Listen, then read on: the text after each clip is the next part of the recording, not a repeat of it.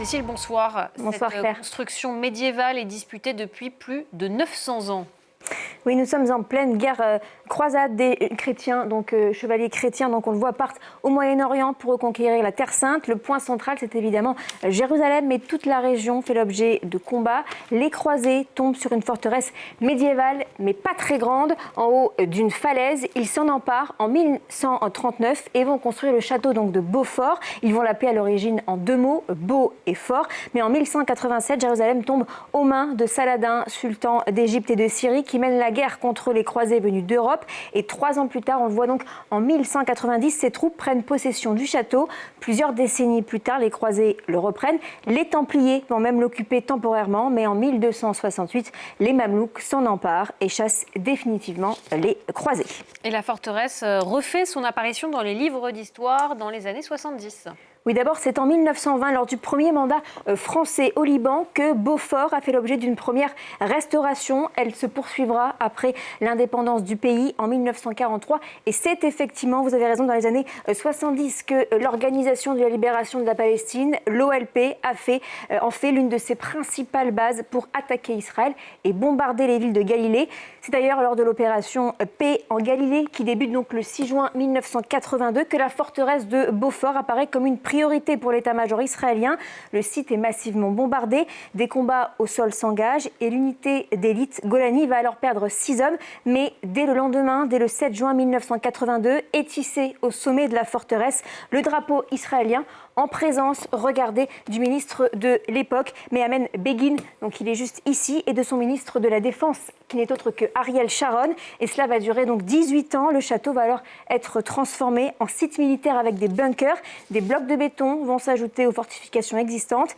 L'armée israélienne essuie alors plusieurs attaques du Hezbollah. Et en mai 2000, Israël donc, se retire du Liban. On le voit donc juste ici. Après un bilan plus que mitigé, Beaufort est évacué. Et regardez, le Hezbollah replante son drapeau au sommet de la forteresse. On est donc le 24 mai 2000. Et donc cette forteresse est un symbole pour les deux camps. Oui, tout à fait. Côté Hezbollah, cette forteresse est un symbole de sacrifice. L'idée de mourir en martyr plutôt que de vivre sous l'occupation. Pour les Israéliens, c'est le symbole de la persévérance et de la conquête militaire, chère à l'État hébreu.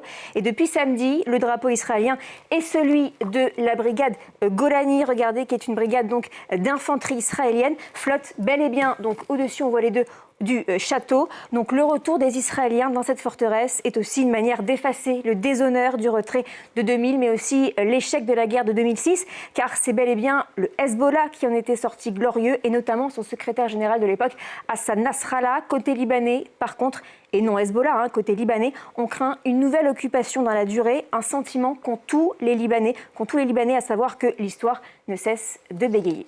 Et pourquoi cette forteresse est si importante ?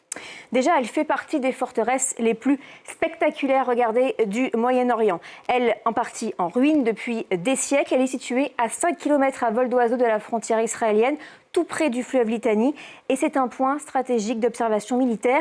Rien, regardez que son nom arabe en dit long, Ralat Ash-Shrif, qui signifie forteresse du haut rocher. Elle est juchée sur un éperon rocheux à 710 mètres de hauteur. Donc le site permet d'un côté, regardez, de garder un œil vers le nord d'Israël et sur les troupes positionnées, et de l'autre d'avoir une vue surplombante sur tout le sud Liban pour avancer.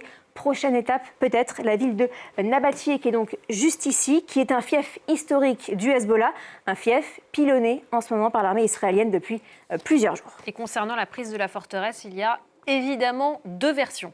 Oui, selon Benyamin Netanyahou, sa prise, regardez, est une étape spectaculaire et un tournant décisif dans notre politique. Mes instructions sont d'approfondir et d'étendre notre contrôle des lieux qui étaient sous le contrôle du Hezbollah. Mais de son côté, le Hezbollah dément, regardez, la prise du château. Samedi 30 mai 2026, un groupe d'infanterie israélien s'est infiltré sous le couvert d'un épais écran de fumée depuis le côte est et a atteint le château. Il a pris une série de photos qu'il s'est empressé de diffuser dimanche matin, affirmant l'avoir pris alors qu'il n'y avait aucune présence militaire.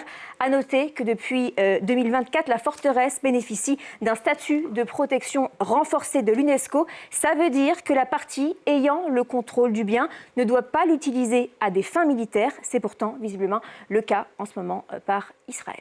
Merci beaucoup Cécile Galluccio. C'était les clés de l'info et je vous